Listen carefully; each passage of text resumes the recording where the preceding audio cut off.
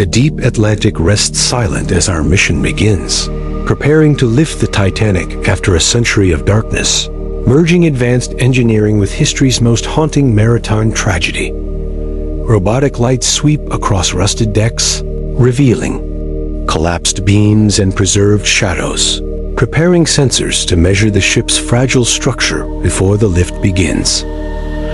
Massive chain-lift airliners hover overhead, engines humming as they synchronize altitude and tension, ready to pull. A vessel untouched for generations. Technicians calibrate machines across the surface fleet, ensuring every stabilizer and chain actuator operates with flawless precision during the unprecedented lift. Divers glide through dark corridors, scanning hidden fractures and mapping stress points to confirm the Titanic can survive the coming ascent. ROVs secure titanium anchor plates to ancient beams, creating safe lift points for the enormous forces soon to pull the ship upward. Chains tighten for the first time in 113 years, sending a faint tremor through the seabed as history begins shifting again. A cloud of silt erupts, drifting aside to reveal long-buried details as the Titanic responds to the first gentle rise. Pilots adjust formation in perfect unison, countering turbulence to maintain chain alignment and protect the fragile hull below. Drones reinforce weakened ribs with composite braces, ensuring the ship withstands increasing lift tension during its historic ascent. A subtle tilt signals the Titanic's first movement, confirming the lift is working as the ship slowly breaks its century-old stillness. Stress indicators spike sharply, prompting pilots to rebalance thrust distribution and stabilize chain tension to protect vulnerable sections. The ship breaks free from the seabed, releasing trapped sediment as pressure shifts around the rising hull. Re-rove lights reveal the Titanic's haunting silhouette emerging from darkness, rising steadily through cold mid-depth waters. Engineers study live hull strain data, tracking every vibration and flex to ensure the lift remains safe. The airliners increase, synchronized thrust, generating massive upward force while maintaining delicate alignment with the ascending wreck. Drones detect new hairline fractures forming, deploying emergency reinforcement braces to prevent structural collapse during ascent. Crew members adjust lift speed to compensate for unexpected stress changes, keeping stability across all chains. Powerful currents slam against the wreck, challenging the formation as pilots counter-drift and maintain equilibrium. Bioluminescent creatures scatter around the rising hull, illuminating twisted structures. As the ship ascends toward lighter waters, sudden pressure fluctuations trigger alarms, forcing recalibration of chain tension to prevent overstressing the Titanic's weakened frame. The escaping air bubbles drift upward from ruptured chambers, marking internal shifts as pressure equalizes during the climb. The ship enters thermocline layers, where rapid temperature changes challenge structural stability and lift consistency. Pilots increase stabilization power, compensating for turbulence created by shifting water density around the wreck. Deck outlines sharpen as the Titanic rises, revealing haunting forms lost in darkness since 1912. Support drones brace weakened stern sections, preventing separation as stress intensifies during ascent. Storm activity above worsens, threatening surface stability as the lift continues through increasingly volatile conditions. Lightning illuminates the sky, highlighting the airliners maintaining formation despite violent atmospheric turbulence. Waves strengthen, shaking the chains as pilots counteract movement to protect the fragile wreck below. The Titanic pushes through mid-depth pressures, entering safer layers as ascent speed increases. Engineers monitor remaining lift distance, preparing for rapid adjustments as the wreck approaches upper water turbulence. Calmer currents allow the formation to stabilize, giving the ship a smoother path toward the surface. The hull brightens as sunlight begins penetrating upper layers, revealing details unseen in over a century. SDROVs record the ship's transformation, capturing its eerie beauty as it approaches the threshold of daylight. A massive water dome forms above the rising bow, signaling imminent surface breakthrough. The bow pierces the surface, releasing torrents of water as rusted steel meets open air once again. Shockwaves of emotion spread across the fleet as the Titanic emerges, towering above the waves like a resurrected monument. Drones stabilize the hull against surface motion, preventing collapse as pressure equalizes with the open atmosphere. Support platforms deploy around the ship, creating a cradle to protect it during the transition from lift to flotation. Pumps begin removing internal seawater, gradually reducing structural stress and stabilizing the fragile decks. Reinforcement cages attach along the hull, shielding weakened sections as restoration preparations start. The fleet forms an escort line, guiding the Titanic slowly toward Leviathan Dock for preservation. Spectators gather along distant shores, witnessing the ship's unbelievable return after more than a century underwater. Night settles as technicians perform final stabilization checks before maneuvering the ship into the massive dock. The Titanic shudders gently, adjusting to surface conditions after decades in crushing deep-sea pressure. Another storm approaches, testing the mission's endurance as the ship remains vulnerable on the surface. The fleet holds formation, protecting the Titanic as winds intensify and waves slam against its weakened hull. With coordinated precision, the airliners deliver the final lift surge, positioning the ship for dock entry. Restoration crews secure the hull, ensuring every fractured section remains stable for transport and repair. The Titanic enters Leviathan Dock, embraced by floodlights and global anticipation as preservation begins. For the first time in generations, footsteps echo across the Titanic's exposed decks as experts step aboard. The grand staircase appears in ruins, yet breathtaking, a shattered relic radiating echoes of its former glory. Recovered artifacts emerge from the wreck, each preserving a silent story carried through decades of darkness. Restoration drones rebuild fragile hull segments, merging historic steel with advanced materials for long-term preservation. The resurrected Titanic stands reborn within the dock, symbolizing humanity's determination to defy time, technology, and the impossible. We begin in a darkness that has kept its secrets for more than a century. Beneath an indifferent ocean, a ship lies quiet and vast. The Titanic, a name that has become a word for loss and hubris, for love and sorrow, for the limits of human planning. For 113 years, she has been folded into the deep steel transformed by salt, silence shaping stories into myth. This is not the story of a ship sinking. It is the story of a ship rising. It is the story of a world that decides, collectively, to reach down into old grief and pull something back toward the surface. We open on the ocean itself, the endless gray that marks the place where the world's moods gather.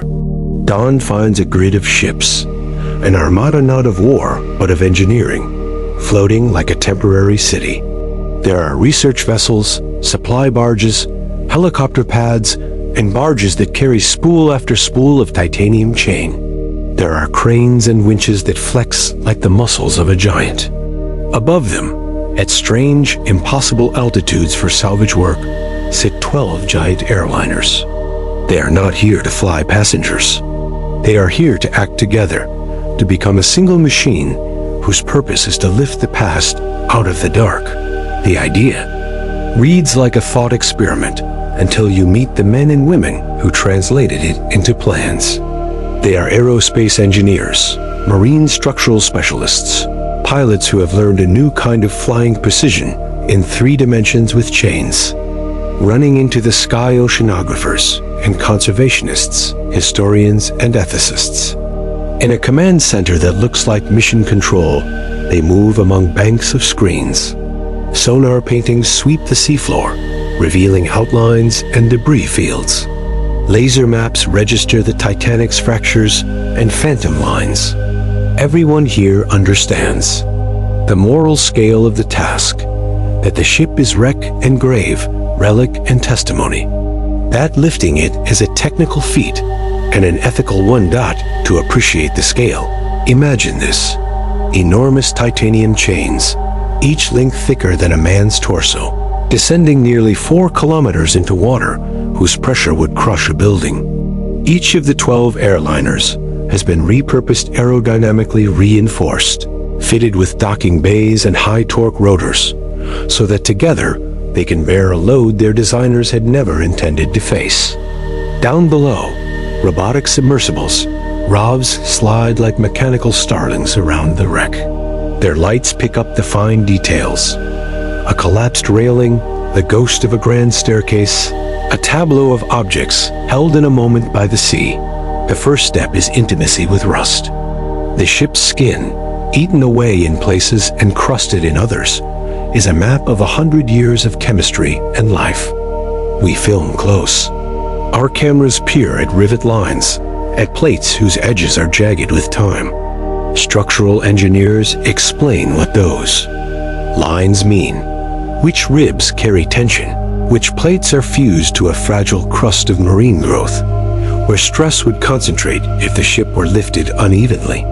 These are not abstract concerns. A wrong pull in the wrong place could shear the ship in two, or cause sections to fold, releasing the violence of 100 years of compression into an instant dot, so the team pries open a careful plan. They do not aim to hoist an intact liner above the waves in a single wrenching moment.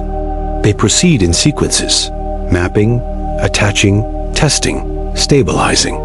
They deploy anchor plates, huge custom-designed titanium collars, to distribute load across multiple ribs. These plates are bolted to the surviving frames, drilled under the patient motion of robotic manipulators. The ROVs, working from a choreography honed by engineers, lower harnesses that clamp to the hull. Each bolt is crimped and sealed. Each attachment becomes a promise. If this link holds, the lift can continue. If it fails, the ship may not forgive the attempt. The chains themselves are born in a foundry of roaring heat. Molten titanium flows into forms the size of houses. Forging crews hammer links the scale of small trees, and hydraulic rigs test them until the metal groans and refuses to break. Every link is measured, every weld inspected, every spool loaded onto barges in silence. The spools are to be paid. Out across miles of water, a thread from sky to seabed that will join history to the present dot in training hangars. Pilots practice a discipline that is both choreography and math. 12 aircraft must behave as one organism. They practice torque compensation, the subtle holding of altitude, while weather and wind attempt to insist on chaos. Simulators replay gusts and wind shear. Simulators run failure modes in millions of permutations until the pilots learn reflexes that no normal airline cockpit would ever require. They learn to listen not only to instruments, but to the faint language of tension meters, to feel the chain through vibration and the whisper of 1,000 tons of metal pulling at the airframe dot, and then the operation begins, measured in breaths and decibels. Chains descend, cold and poetic, into a black that has the density of absence. The first 100 meters are mechanical, the next 1,000 a slow morphing into something other than engineering, a negotiation. ROVs scout the way, guiding links. Through debris fields, the ocean resists with currents, with eddies that could twist chain into knots. Sensors read it all. The first connection plates are fastened. Titanium bites into century-old steel. The moment the first link slides through, a clamp and tension begins to travel upward. The whole grid holds its breath. Nothing dramatic happens, only the low metallic groan of the chain under load, a sound that belongs to both machine and history. It is the little things that scare you. When tension climbs, small flakes cascade from the hull like dry leaves. Rusticles dislodge, and drift away. When one of the plates registers a microfracture, submersibles swarm to reinforce the area. The team deploys cold shrinking bands and composite braces that conform to twisted plates, cradling weakness like a surgeon would a fracture. There are moments when simulations tick off a red light and technicians have to invent a fix on the moon. Fly rapid deployment dampers lowered on smaller subchains to arrest a sudden oscillation, the firing of emergency clamps, a reduction of lift from one airplane to allow load redistribution. The work is improvisation, wedded to planning. Weather becomes an ever-present character. The Atlantic, generous and cruel in turn, can be the gentle milieu of glassy water or a theater of storms. At one point, a fast bank of wind roars in. The 12 aircraft ride it like horses, balancing thrust percentages with Millington precision. Lightning etches the chemistry of the cables into our eyes as rain drums the deck.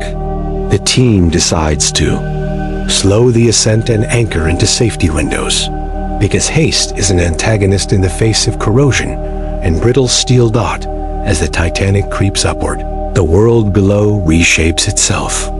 A band of deep midwater life flags of bioluminescence and fragile jelly-like vectors parts and reforms. The wreck has become an artificial reef. For decades, microbes, corals, and anemones colonized its surfaces, creating a living skin. As we lift, we do not merely displace metal. We stir an ecosystem. Marine biologists document the procession. Lanternfish spiraling, long-armed cephalopods flitting like thought, colonies that have never seen sunlight. The ascent becomes a rare opportunity to study species and processes that have never been observed by human eyes in their living motion. Asterisk, as pressure drops around the hull, metals breathe and shift. Rivets that have been locked in by the weight of oceans loosen and expand. Microfractures can grow quickly when conditions change. The team monitors acoustic signatures, metal groans in frequencies that must be interpreted like language. Engineers read those sounds and then decide: slow, hold, reinforce. For every meter gained, there are dozens of decisions. Despite the risks, the Titanic begins to move as a whole. Reinforcement braces installed underwater in that patient, strange ballet of human tools and robotic arms redistribute load, well enough that the one-piece operation becomes feasible. The bow lifts. The stern, which had been smashed and contorted in the ship's violent breakup, follows in a slower, more precarious course. At times, the stern seems to resist, to protest, every increment of upward motion. The work of preventing catastrophic shear involves not only brute force, but finesse, staggered lift patterns, temporary mid-links to equalize tension, and ultrasonic scans to ensure the ship isn't about to lose cohesion. Asterisk, we document the ascent with a camera language that matches the event: close, tactile, breathy. ROVs glide around the hull, catching rivets shedding flocks of corrosion. Above, drone cameras cut across the ocean surface, capturing the improbable image of 12 airliners like a constellation, feeding metal ropes into water that slides trembling, beneath a light that has not been here for a long time. The first time a shaft of sunlight touches a rusted plate, the image arrests everyone. History made visible, an object returning to the domain that birthed it. Danger is present in many forms. A stray davit hooking a link, a chain snagged, a sudden swell that shakes the formation. In one near catastrophe, a forward davit rusted, brittle snags a chain and begins to bend. The naval equivalent of minute. Surgery happens in seconds. ROVs cut the snag with plasma-grade cutters, the pilots redistribute thrust, and the davit falls away into depth. On deck, people exhale after a collective silence. The risks are technical, yes, but they are also emotional. Those who feel tethered to Titanic's memory, historians, descendants, curators, ask if this is right. Is lifting a grave respectful? Is bringing artifacts into light a form of consolation or an act of disturbance? Those questions are addressed by the team publicly and privately. Ethicists and descendants are consulted.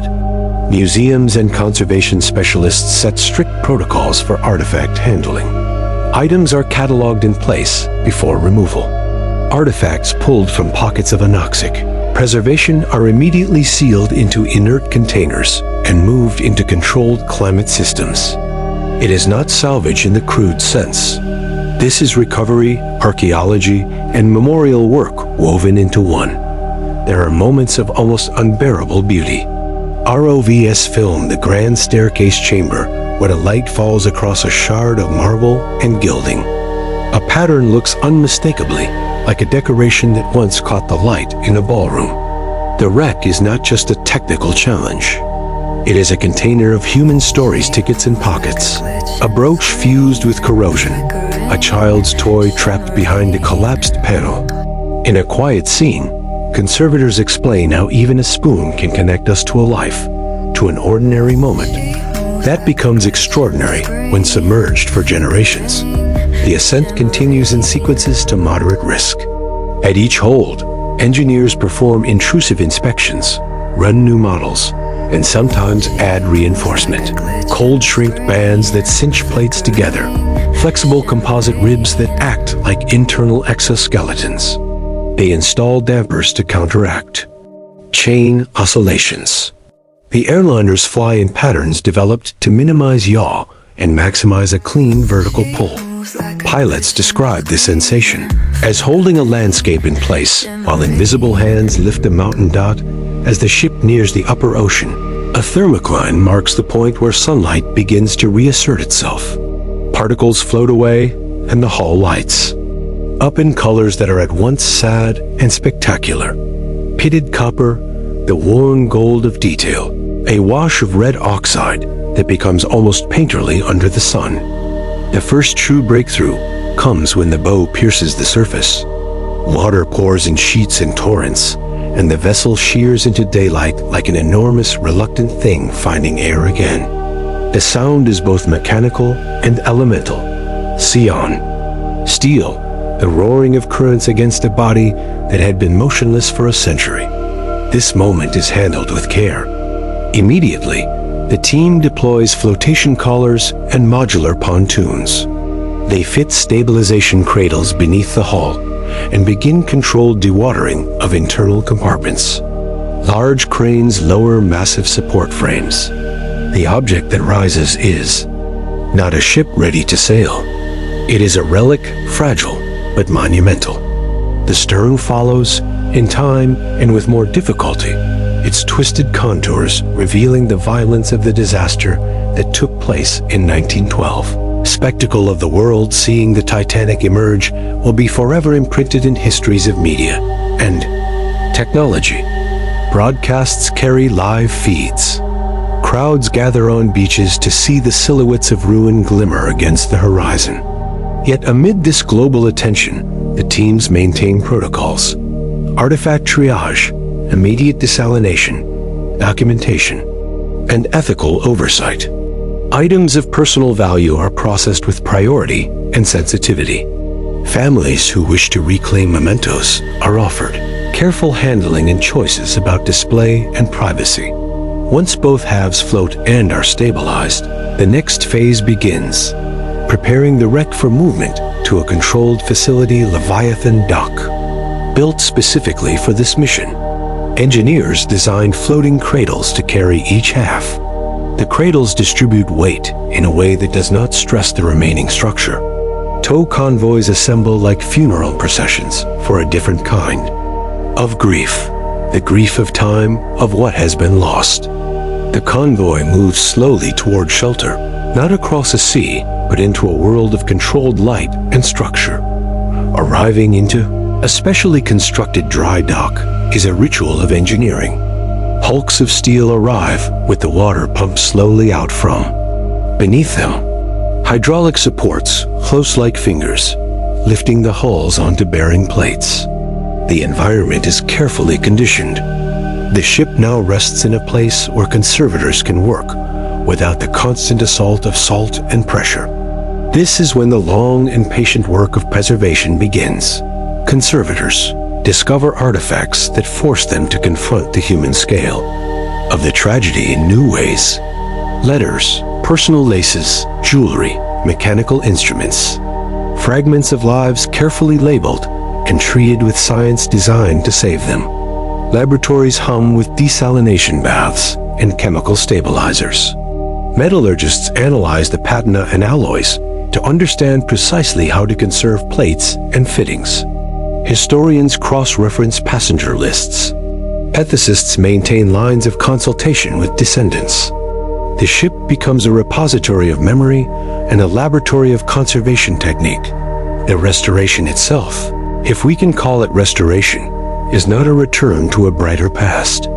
It is a negotiation to preserve what is authentic, to rebuild where necessary for safety, to present where appropriate for meaning. Engineers replace only the most compromised plates with compatible alloys designed to age gracefully beside the original steel. Robotic arms perform micrometric welding while humans handle the interpretive decisions. The museum curators decide what to reveal and what to leave, what sections to stabilize in their weathered condition, and which to complement with interpretive reconstruction. The project transforms disciplines. Oceanographers study how this intervention affects local ecosystems and publish papers on microfauna displaced during the ascent. Material scientists refine knowledge of long-term metal degradation beneath the sea.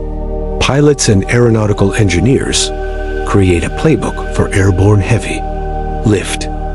Conservationists develop new protocols for in situ stabilization and artifact triage. The mission's data becomes a public resource, guiding future interventions and encouraging a cautious, interdisciplinary approach to submerged heritage. There are ceremonies and reckoning. Families gather at the dock. Historians speak about responsibility. Conservationists remind audiences that rescue is not triumphant when it glosses over sorrow. The Leviathan dock hosts memorial events that aim for remembrance rather than spectacle. Quiet voices remembering lives. Lists of names read aloud within a frame that honors loss without commercializing it. The ship becomes not merely an exhibit, but a memorial institution where education and humility are the central curatorial themes. In the wake of the project, questions remain. How do we balance curiosity with respect? How do we decide which objects to show and which to keep private? What obligations do we owe to the living descendants, to the ocean itself, and to the integrity of the historical record? These questions do not have simple answers, but the project engages them at every step.